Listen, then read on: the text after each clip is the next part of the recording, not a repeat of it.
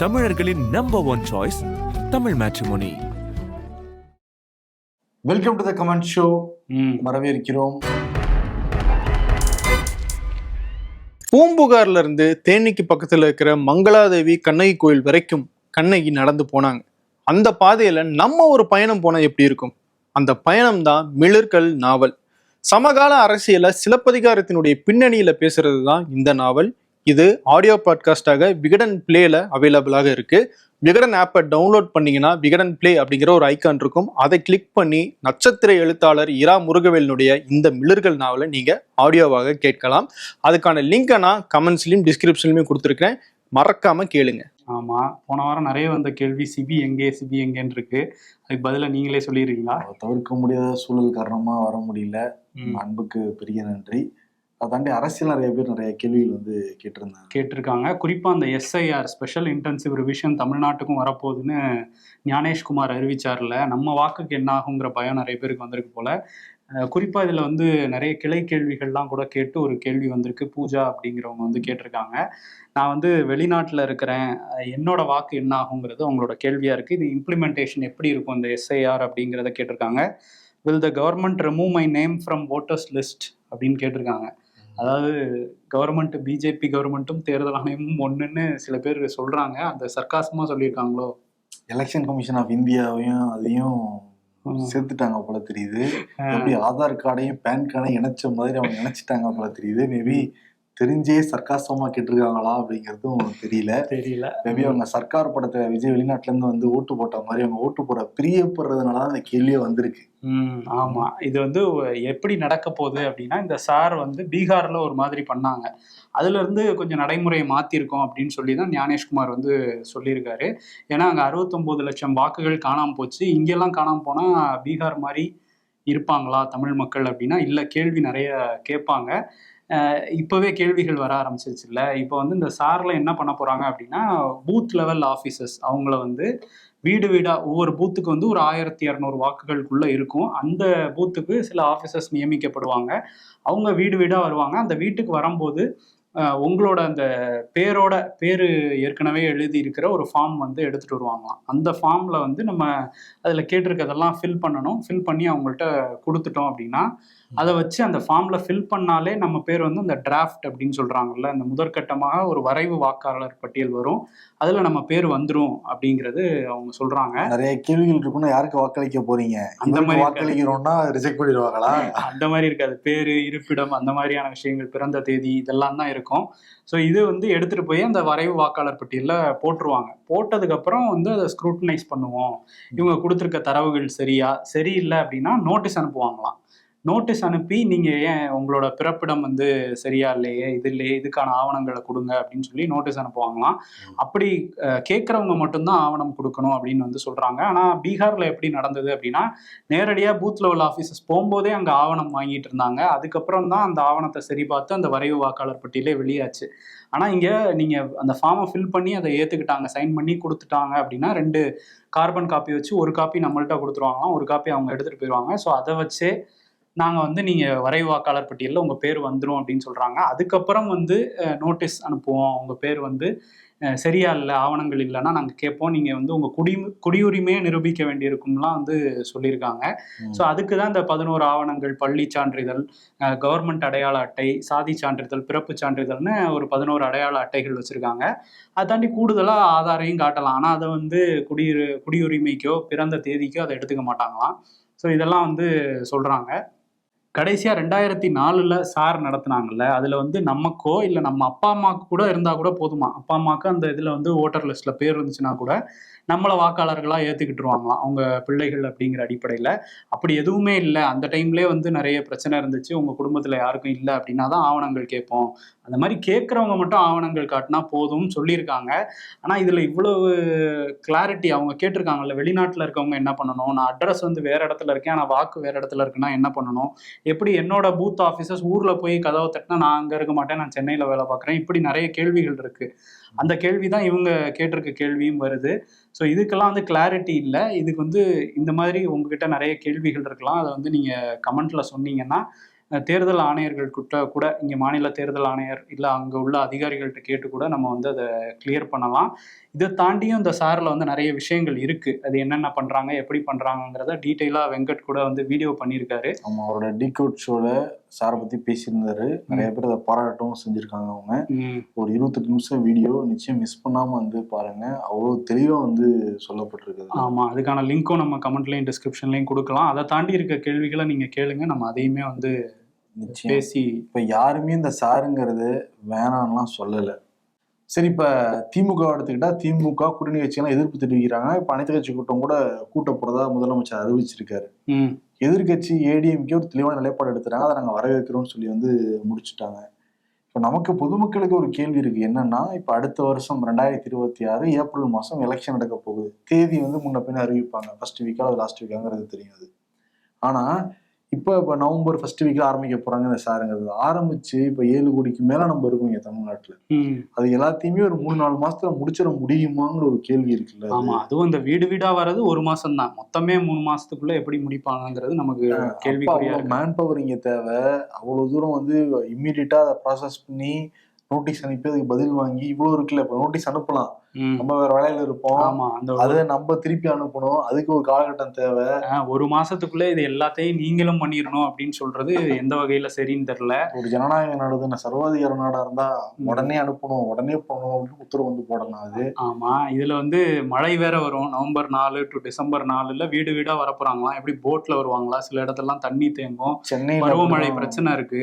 ஆமா, நவம்பர் 4 இருந்து டிசம்பர் 4 30 நாளுக்குள்ள தமிழ்நாட்டில் இருக்கிற எல்லா வீடுகளுக்கும் வந்து அவங்க போயிருவோம் அப்படின்னு சொல்றாங்க. அவ்வளவு நம்பிக்கையோட. எப்படி போவாங்க, என்ன பண்ணுவாங்கிறதெல்லாம் அவங்களுக்கு தான் வெளிச்சம். ஆனா பயிற்சி எல்லாம் கொடுத்துக்கிட்டு இருக்கோம். இதுக்கு போட்ல போறதுக்கா? அதுக்கு இல்ல, எப்படி பண்ணணும் என்ன பண்ணணும்னு அதிகாரிகளுக்கு பயிற்சி கொடுத்துக்கிட்டு இருக்கோம்னு இங்க உள்ள தேர்தல் ஆணையர், தமிழ்நாடு தேர்தல் ஆணையர் அர்ச்சனா பட்நாயக் சொல்றாங்க. 77,000 அதிகாரிகள் பண்ண போறாங்க அப்படின்னா.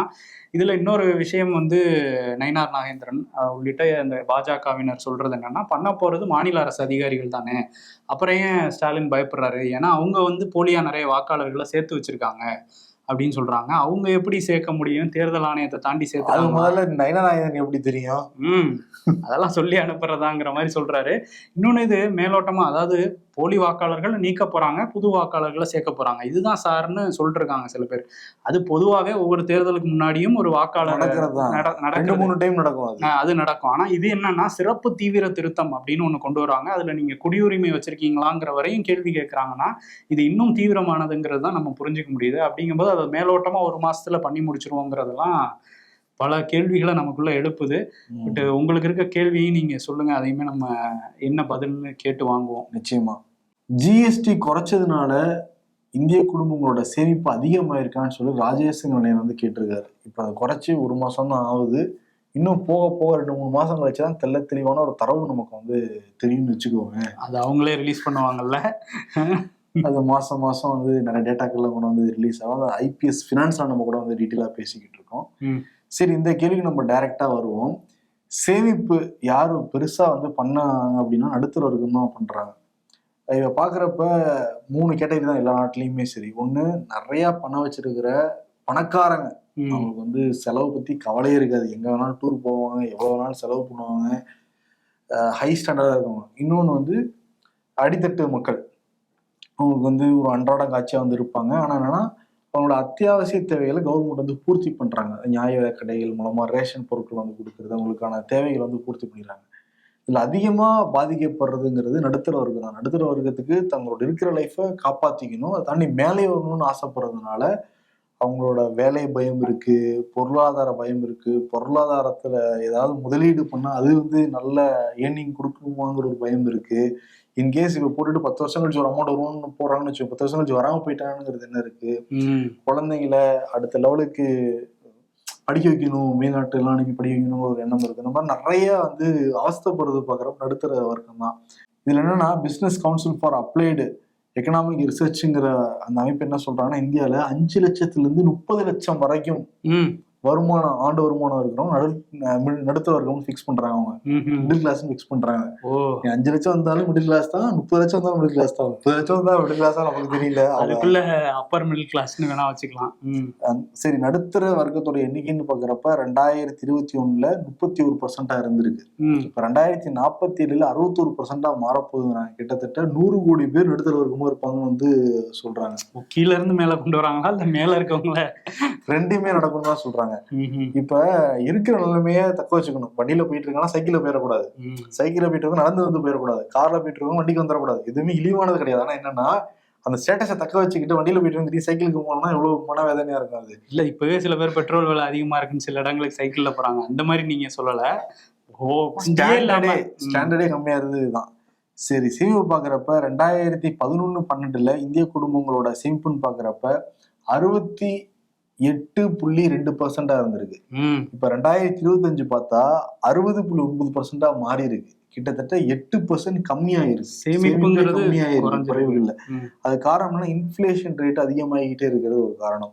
இன்னொன்று எக்ஸ்பென்ஸ் ரொம்ப அதிகமாயிடுச்சு. 2011-12ல வந்து இந்த ஸ்விக்கி, ஜொமேட்டோ இவ்வளவு தூரம் வந்து ஒரு ஆன்லைன் இது கிடையாது, பர்ச்சேஸ் பண்றதுன்னா ஒரு போர்ட்டு கிடையாது. நம்ம தான் போய் நேர்ல இப்ப எல்லாமே மொபைல் தட்டி விடுறதுனால கண்ணாபுரம் வந்து செலவாயிடுது. ஆமா, டேட்டா பிரைஸே ரொம்ப, இன்டர்நெட்லாம் 1 GB வந்து முன்னாடி 1 மாசத்துக்கு யூஸ் பண்ணுவோம், இப்ப வந்து கம்மி பண்ணிருக்காங்க விலையெல்லாம். அதே மாதிரி வந்து சேவிங்ஸ் கம்மியாயிடுச்சு, இஎம்ஐங்கிறது ரொம்ப அதிகமாயிடுச்சு, தேவைகளும் கொஞ்சம் அதிகமாயிடுச்சு, தேவையில்லாத பொருட்கள் வாங்குறது ரொம்ப அதிகமாயிடுச்சு. இப்போ சேவிங்னு பார்க்குறப்ப கம்மியாக தான் ஆயிருக்கு இப்போதைக்கு இந்த டேட்டா வச்சு பார்க்குறப்ப. இன்னும் எக்கனாமிஸ்ட் எல்லாம் பேசுறப்போ 2 மாசம் 3 மாசம் கழிச்சு தான் தெரிய வரும்னு வந்து சொல்றாங்க. ஆனா பொதுவா பேசுறது, இடதுசாரிகள் சொல்றது, எதிர்கட்சிகள் சொல்றதுன்னா மாசம் 30 ரூபா 40 ரூபா தாங்க சேவ் ஆகும் இதுல அப்படின்னு சொல்லிட்டு இருக்காங்க. இன்னொன்னு, இது இவங்க பெருசா விளம்பரம் பண்றது கூட பாஜகவினர் வந்து எதை பண்றாங்கன்னா, வண்டி வாங்கும்போது, ஏசி வாங்கும்போது, ஃப்ரிட்ஜ் வாங்கும்போது அப்படிங்கிறது இது தினசரி தேவைகள்ல வரவே வராது, எப்போவோ ஒரு டைம் வாங்க போறோம். ஸோ தினசரி சேவைகள்ல பெரிய அளவுல குறைஞ்சிருக்கானா? அது குறைஞ்சிருக்குன்னா இருக்கிற ஏசியை கொடுத்து திருப்பி வாங்குவோம். எதை ஏசியை கொடுத்துட்டேன் அதுக்காக கொடுத்துட்டு திரும்ப வாங்கினா இது என்ன ரீசேல் வேல்யூவும் இருக்காது. இந்த ஏசியை கொண்டு போய் கொடுத்தா 5000 ரூபாய்க்கு எடுத்துக்கிட்டு புதுசு வந்து பெரிய அமௌண்ட் நம்ம கொடுத்து தான் வாங்குற மாதிரி இருக்கும். 5000 முதல்ல வாங்க நம்பிட்டு இருக்கியா? நல்ல ஏசியா வரும், நல்ல ஏசியா இருந்தா கூட அவ்வளவுதான் வரும்னு சொல்லுவாங்க இருக்கிய. அதான் அந்த மாதிரி ஒரு விஷயங்கள் இருக்கும்போது இவங்க வந்து இதை வச்சு விளம்பரம் பண்ணி ஜிஎஸ்டி வந்து எல்லாரும் கொண்டு போய் சேர்த்துக்கிட்டு இருந்தாங்க. ஆனா இப்போ கொஞ்சம் அமைதியா இருக்காங்க, அதை பத்தி பேசல. இன்னும் 2 மாசம் கழிச்சு மேபி ஒரு டேட்டாவோட வெளியே வந்து பேசுவாங்க, எலெக்ஷனோட பேசுவாங்க பாரு. பார்ப்போம். எஸ்ஐஆர் வந்தா நம்ம வாக்கு பறி போயிடுமான்னு சில பேர் கேட்டிருந்தாங்கல்ல, அது மாதிரி எல்ஐசியில் இருக்கிற நம்ம பணம் என்ன ஆகும், அது பறி போயிடாதே அப்படிங்கிற பயம் வந்திருக்கு. ஏன்னா எல்ஐசியும் அதானியும் ஒட்டி ஒரு சர்ச்சை போன வாரத்தில் வெடிச்சுது. நீங்கள் சொன்ன மாதிரி 10 வருஷம் இன்வெஸ்ட் பண்ணிடுறோம், அதுக்கப்புறம் அது எப்படி ரிட்டர்ன்ஸ் இருக்குங்கிற பயம்லாம் வருது அப்படின்னா இந்த மாதிரி செய்திகளை பார்க்கும்போது தான். அதில் ஜெரோம் அடைக்கலம் அப்படிங்கிற நேர் வந்து என்ன கேட்டிருக்காருன்னா, இப்போ அதானி நிறுவனங்கள்லாம் திவால் ஆயிடுச்சுன்னா அவர் நாட்டை விட்டு தப்பிச்சு போயிட்டாருன்னா நம்ம போட்ட பணத்துக்கு யார் பொறுப்பு? எல்ஐசியில் போட்டதுக்கு நம்ம ஜி தான் பொறுப்பு. ஜி தான் நமக்கு அடைக்கலம் கொடுக்கணும். கொடுப்பாரா? நண்பருக்கு தான் கொடுத்துக்கிட்டு இருக்காரு. அப்படி சொல்லலப்பா, பிரதமர் மோடி தான் இந்த மாதிரி, அதானி நான் சொல்லல, இந்த மாதிரி யாராவது முறைகேடு பண்ணாம தடுக்கிறதானே அவருடைய வேலை. அதுக்கான இடிலாம் வச்சுட்டு உட்காந்துருக்காரு அவரு. சிபிஐ இடி எல்லாம் வச்சிருக்காங்க. ஓ, அதுக்கு தான் வச்சிருக்காங்களா? அதுதான் அமைப்பெல்லாம் உருவாக்கி இருக்காங்கல்ல இப்ப கவர்மெண்ட் ஆஃப் இந்தியால இருந்து. அது எப்பயோ உருவாக்குனது, அதை இவர் எதுக்கு பயன்படுத்துறாருங்கிறதுலாம் இருக்கு. சரி, ஓகே. அதுல சில கிளை கேள்விகளையும் கேட்டிருக்காரு, அதுக்கப்புறம் வருவோம். இன்னொருத்தங்க சக்கரவர்த்தினிங்கிறவங்களும் இந்த நம்ம எல்ஐசியில் போட்ட பணம்லாம் நம்ம திரும்ப வரும் தானே அப்படின்னு ஒரு சந்தேகத்தில் கேட்டிருக்காங்க. ஸோ இந்த குற்றச்சாட்டு யார் வச்சிருக்கா அப்படின்னா, வாஷிங்டன் போஸ்ட், அமெரிக்காவிலேருந்து வெளியாகிற ஒரு பத்திரிகை. அவங்க தான் வந்து சில ஆதாரங்களோட சில ஆவணங்களோட வந்து அதை வெளியிட்டிருக்காங்க ஒரு புலனாய்வு கட்டுரையாக. அதில் என்ன சொல்கிறாங்கன்னா, அதானி நிறுவனத்துக்கு 2 பெரிய சிக்கல் இருக்குது. ஒன்று வந்து இந்த அமெரிக்காவில் முதலீட்டாளர்களை ஏமாற்றி அங்கேருந்து பணத்தை வாங்கி இந்திய அதிகாரிகளுக்கு லஞ்சம் கொடுத்து அது மூலமாக மின் ஒப்பந்தங்களை அவங்க பக்கம் வர வச்சுக்கிட்டாங்க அப்படின்னு வந்து ஒரு குற்றச்சாட்டு. அதை பற்றி நம்ம கூட டீட்டெயிலாக பேசணும். அதில் திமுக அரசுக்கெலாம் தொடர்பு இருக்குன்னுலாம் வந்துச்சு அந்த டைமில் செய்தி. அதே மாதிரி இன்னொரு விஷயம் என்ன அப்படின்னா, ஹிண்டன்பர்க் ஆய்வறிக்கை அது வெளியாச்சு. செபியோட வந்து உதவியோட பங்குச்சந்தையில் மோசடி பண்ணி அவங்க பங்குகளோட விலையை வந்து உயர்த்தி காமிச்சாங்க அப்படிங்கிற 2 குற்றச்சாட்டு. இது 2 வெளியானதுக்கு அப்புறமே அதானி நிறுவனத்தோட கடன் வந்து மெல்ல மெல்ல அதிகரிக்க ஆரம்பிச்சிச்சு. இதெல்லாம் வந்து வாஷிங்டன் போஸ்ட்ல சொல்லியிருக்க காரணங்கள். இந்த கடன் அதிகமாக ஆக ஆக மத்திய அரசு என்ன பண்ணாங்கன்னா, அவங்க அதிகாரிகள், நிதி அமைச்சக அதிகாரிகள், நிதி ஆயோக்கில் உள்ள அதிகாரிகள், எல்ஐசி அதிகாரிகள்லாம் சேர்ந்து ஒரு திட்டம் போட்டிருக்காங்க அதானி நிறுவனத்துக்காக. அந்த Ambuja cements, Adani green energy, இந்த மாதிரியான நிறுவனங்கள்ல எல்ஐசியோட முதலீடை அதிகப்படுத்துங்கன்னு நிதியமைச்சக அதிகாரிகளே அவங்க கீழே உள்ள அதிகாரிகள்கிட்ட சொன்னதா, எல்ஐசி அதிகாரிகள்கிட்ட எல்லாம் சொன்னதா வந்து வாஷிங்டன் போஸ்ட் குற்றச்சாட்டு வைக்கிறாங்க. அவங்க கொடுத்த அழுத்தத்தின் பேர்ல எல்ஐசியும் அந்த திட்டத்தை ஏத்துக்கிட்டு அமௌண்ட் முதலீடு பண்ண தயாராயிட்டாங்க அப்படின்னு சொல்றாங்க. ஸோ இது எவ்வளோ அப்படின்னு வாஷிங்டன் போஸ்ட் கோட் பண்றாங்கன்னா 3.9 பில்லியன் அமெரிக்க டாலர்கள் அப்படின்னு சொல்றாங்க. இதோட மதிப்பு இந்திய மதிப்புல பார்த்தோம்னா 33,000 கோடி ரூபாய். இதுல 28,000 கோடியை வந்து அதானியோட கார்ப்பரேட் பாண்ட்ஸ்ல வந்து முதலீடு பண்ணுங்க அப்படின்னு அதிகாரிகள் திட்டம் போட்டு கொடுத்ததாகவும், மீதி உள்ள ஒரு 4,000 சொச்சம் கோடியை நீங்க வந்து கூடுதலா அதானியோட பங்குகளை வாங்குறதுல முதலீடு பண்ணுங்க அப்படின்னு அந்த பிளான்ல இருக்கதாகவும் அவங்க வந்து குற்றம் சாட்டுறாங்க. அதுக்கு நிதி சேவைத்துறை, நிதி அமைச்சகத்துக்கு கீழே உள்ள நிதி சேவைத்துறையோட ஆவணங்களையே வந்து அவங்க வந்து கொடுக்குறாங்க. இதுதான் ஆதாரம் அப்படின்னு வந்து அவங்க சொல்றாங்க. இன்னொரு விஷயம் என்னன்னா, மே மாசம், இந்த ஆண்டு மே மாசத்துல அதானி போர்ட்ஸ் அந்த நிறுவனம் இருக்குல்ல, அவங்களுக்கு கடன் தொல்லை அதிகமாகுது. அவங்க கிட்டத்தட்ட ஒரு 4,800 கோடி ரூபாய் அளவிலான பாண்டுகளை வந்து வெளியிட வேண்டியது இருந்துச்சு. வங்கி பத்திரங்களை வந்து வெளியிடணும், அப்பதான் வந்து இந்த கடன் நெருக்கடியை சரி செய்ய முடியும் அப்படிங்கிற ஒரு நிலைமை வந்துச்சு. அப்போ கரெக்டாக மே 30ஆம் தேதி எல்ஐசி வந்து முழு முதலீடாக அந்த 4,800 கோடிக்கும் அவங்களோட பாண்ட்ஸே வச்சு பத்திரங்கள் வெளியிட்டிருக்காங்க அதானி நிறுவனத்துக்காக அப்படிங்கிறதையும் சொல்றாங்க. இது அப்பவே வந்து ராகுல் காந்தி கூட சொன்னாரு. ஸோ எல்ஐசியோட பணம் ஏற்கனவே இந்த 4,800 கோடி பயன்படுத்திட்டாங்க. அது போக 33,000 கோடிக்கு திட்டம் தீட்டி வச்சிருக்காங்க அப்படிங்கிறதான் வாஷிங்டன் போஸ்டோட குற்றச்சாட்டு. இப்போ இதை நிதி சேவைத்துறை அவங்க வந்து மறுத்திருக்காங்க, நிதி அமைச்சகம் மறுத்திருக்காங்க. பட் நிதி ஆயோக்லேருந்து எந்த பதிலும் வரல. எல்ஐசியுமே வந்து இது அடிப்படை ஆதாரமற்ற குற்றச்சாட்டு அப்படின்னு சொல்லி அவங்களுமே மறுத்திருக்காங்க. இவங்கெல்லாம் மறுத்தா கூட ஏன் மக்கள் மத்தியில் ஒரு பயம் இருந்துகிட்டே இருக்கு அப்படின்னா, வாஷிங்டன் போஸ்ட் அடுக்கடுக்காக குற்றச்சாட்டு ஆதாரத்தோட வச்சிருக்காங்க. அப்படிங்கும்போது நிதி அமைச்சரே நேரடியாக வந்து பாயிண்ட் பை பாயிண்ட் இது சொன்னாங்க, ஆனால் இதுக்கு இதுதான் விளக்கம் அப்படின்னு சொன்னாதான் மக்கள் மத்தியில் ஒரு நம்பிக்கை ஏற்படும். ஏன்னா எல்ஐசியில் தான் அவங்க மருத்துவ காப்பீடு தொடங்கி ஆயுள் காப்பீடு வரையும் போட்டு வச்சிருக்காங்க. நடுத்தர வர்க்க மக்கள் கிட்டத்தட்ட 30 கோடி பேருக்கு மேலே ஒரு எதிர்காலத்துக்கு எல்ஐசியை தான் நம்பி அவங்க பணம் போட்டு வச்சிருக்கும் போது இந்த மாதிரி ஒழுங்கா விளக்கம் வரலன்னா அவங்களுக்கு பயம் வரும் தானே. நிச்சயமா வரதான் செய்யும். விளக்கம் கொடுப்பாரு அதானி கொடுத்துட்டாரு. அதானி நிறுவனத்துல இருந்து இதெல்லாம் பொய்யுங்க, அதெல்லாம் இல்லை, நாங்கள் வந்து எந்த தொடர்பும் இல்லை இந்த மாதிரி செய்திக்கும் அவங்க சொல்றதுக்கும் அப்படின்னு வந்து அவர் சொல்றாரு. அவர் எப்பயுமே தானே சொல்லுவார், ஹிடன்பர்க்காக தான் சொன்னாரு. எல்லாத்துக்கும் சேம் டெம்ப்ளேட் தான். பட் எப்பவுமே பிரச்சனை வரும்போது அமைதியா இருப்பாங்க. இந்த செபி பிரச்சனைக்கு மட்டும் ஒரு குழு அமைச்சாங்க, அவங்க வந்து கிளீன் சிட் கொடுத்தாங்க, எந்த தப்பும் இல்லைன்னு. இப்போ இதுவுமே பெரிய பிரச்சனை தான். பட் இதையுமே அமைதியாக தான் கடந்து போறாங்க மத்திய அரசு. அப்புறம் நம்ம ஜி விளக்கம் கொடுப்பாரு, ஜி பிரஸ் மீட்ல நடக்காதுன்றீங்க அதானே. பட் வந்து இவ்வளவு பெரிய பிரச்சனை ஆனதுக்கப்புறம் அந்த 33,000 கோடியை வந்து இன்வெஸ்ட் பண்ண மாட்டாங்க அப்படின்னு தான் வந்து வல்லுநர்கள் சொல்றாங்க. ஸோ பெரிய பயம் இருக்க வேணாம், ஆனால் இதுக்கு வந்து மத்திய அரசு கண்டிப்பாக விளக்கம் கொடுக்கணும். சரி, வரும் நடுவில் ஏதோ கிளைக்கேள்விகள் ஏதோ சொன்னீங்க. ஆமாம், ஒரு ஜெரோம் வந்து என்ன கேட்டிருக்காருன்னா, இந்த அன்கிளைம்டு பாலிசிஸ் இருக்குல்ல எல்ஐசியில் உள்ளது, அது என்ன ஆகும் அப்படின்னு வந்து கேட்டிருக்காரு. அதே மாதிரி லேப்ஸ், பாலிசி லேப்ஸ் ஆயிடுச்சுன்னா சில பேர் வந்து கட்டுவாங்க, அது ஃபுல் அமௌண்ட்டும் கட்டியிருக்க மாட்டாங்க, பாதியிலே அதை கை விட்டுருவாங்க, அப்படிங்கிறதெல்லாம் என்ன ஆகும்னு கேட்டிருக்காங்க. இந்த அன்கிளைம்டு அமௌண்ட் வந்து சீனியர் அண்ணன் எடுத்துக்கிட்டா அப்படிதான், ஆனால் வந்து சீனியர் சிட்டிசன் வெல்ஃபேர் ஃபண்டுக்கு போயிடும் அப்படின்னு சொல்லி அரசு வந்து அதை ஹேண்டில் பண்ணுறாங்க. அங்கே போயிட்டு அதன் மூலமாக திட்டங்கள் சீனியர் சிட்டிசன்ஸுக்கு பண்ணுவோம் அப்படின்னு சொல்றாங்க. ரயில்வேக்கு பண்ணாங்களே அந்த மாதிரி தான், அந்த இதெல்லாம் தூக்கி விட்டாங்கல்ல, சீனியர் சிட்டிசன் கோட்டாவே தூக்கிட்டாங்க. பட் அதுதான் சொல்றாங்க, அதை சரியா பயன்படுத்துறாங்களாங்கிறது மத்திய அரசு தான் அதுக்கு பதில் சொல்லணும். ஆனா நம்மளாம் வருங்கள சீனியர் சிட்டிசன்ஸ் 30 கிராஸ் ஆயிடுச்சு, ஒரு 30 இயர்ஸ் தான். ஆமா, எல்லாம் ஆசீர்வாதம் வாங்கடா பேர பிள்ளைகளான்னு போயிடுவோம் நம்ம. ஆமா, அது ஜி வந்து சீனியர் சிட்டிசன் தான், அவரே அவங்க வழியை புரிஞ்சுக்கிட்டு பண்ணணும். பட் ட்ரெயின்லாம் பண்ணாம இருக்காரு. இந்த சீனியர் சிட்டிசன் வெல்ஃபேர் ஃபண்டுக்கு 10 வருஷம் கிளைம் பண்ணாம இருக்கிற பணம் தான் போகும். அப்படியே போயிட்டா கூட அதுக்கப்புறம் நம்ம வந்து அந்த பாலிசி ஹோல்டரோ இல்லை நாமினியோ அதை வந்து கிளைம் பண்ண முடியும். அதுக்கு சில ஸ்டெப்ஸ் எல்லாம் இருக்குது, அது வந்து எல்ஐசி வெப்சைட்லேயே இருக்குது, அதை ஃபாலோ பண்ணி நம்ம கிளைம் பண்ணலாம். இந்த பாதியில் கட்டாமல் விடுறது அப்படிங்கிறது, நீங்கள் அது குறிப்பிட்ட ஒவ்வொரு பாலிசிக்கும் ஒரு டேர்ம் வச்சுருப்பாங்கன்னு சொல்கிறாங்க. திரும்ப கட்ட ஆரம்பித்தா அது வந்து அப்படியே கண்டினியூ ஆகும். ஒரு 5 வருஷத்துக்குள்ளே நீங்கள் திரும்ப அதை கட்ட ஆரம்பிக்கிறீங்க அப்படின்னா கண்டினியூ ஆகும். அதுக்கு மேலேயும் இதாகாமல் இல்லைன்னா அப்போ தான் வந்து எல்ஐசி அவங்க எடுத்துக்கிட்டுருவாங்க. ஸோ எல்ஐசி ஃபண்டில் வந்து அதை அவங்களுக்கான தேவைக்கு பயன்படுத்துவாங்கங்கிற மாதிரி சொல்கிறாங்க. ஸோ இதுதான் அதுக்கான பதில். ஓகே, நீங்கள் சீனியர் சிட்டிசன்னு சொன்னதுனால, வார்த்தை வந்ததுனால நான் சொல்கிறேன். இப்போ இந்தியாவில் தான் உலகத்துலேயே அதிகமான இளைஞர்கள் சக்தி கொண்ட நாடுன்னு நம்ம சொல்லிருக்கோம்ல. 2050 உலகத்துல அதிகமா முதுமையா இருக்கிறவங்களும் இந்தியா தான் வந்து சொல்றாங்க. ஏன்னா இப்போ 2020 30s 20s இருக்கவங்கன்னா 2050 50s 60s வந்து இருப்போம். இப்போ அதுக்கான இன்ஃப்ராஸ்ட்ரக்சர் இருக்கா மெடிக்கல்ல அப்படிங்கிறதையும் இங்க ஒரு பெரிய விவாதமா மாறிக்கிட்டு இருக்கு. அதே மாதிரி ஓல்டேஜ் ஹோம்ஸ் ரொம்ப அதிகமாகனா சொல்றாங்க. ஏற்கனவே வந்து எல்லாமே கூட்டு குடும்பங்கிறதே இப்போ கிடையாது, எல்லாமே தனித்தனியா வந்து வசிச்சுக்கிட்டு இருக்கோம். அப்ப நம்ம தான் பாதுகாத்துக்கணும். அதுக்காக அந்த முதலீடு இது எல்லாமே ரொம்ப ரொம்ப அவசியம். அதுலயும் நண்பருக்கு கொடுத்தீங்கன்னா கோபம் ஆயிடுவாங்க மக்கள். ஓகே, இந்த வாரம் கருத்துரை பகுதி உங்களுக்கு பிடிச்சிருக்கும்னு நம்புறோம். சில கேள்விகள்லாம் பேசியிருந்தா கூட ரொம்ப டெப்தா பேசியிருக்கிறதா நாங்க நினைக்கிறோம். இன்னும் நிறைய கேள்விகளை நிச்சயம் வந்து கேளுங்க, நம்ம டிஸ்கஸ் பண்றோம். நன்றி. தமிழர்களின் நம்பர் 1 சாய்ஸ் தமிழ் மேட்ரிமோனி.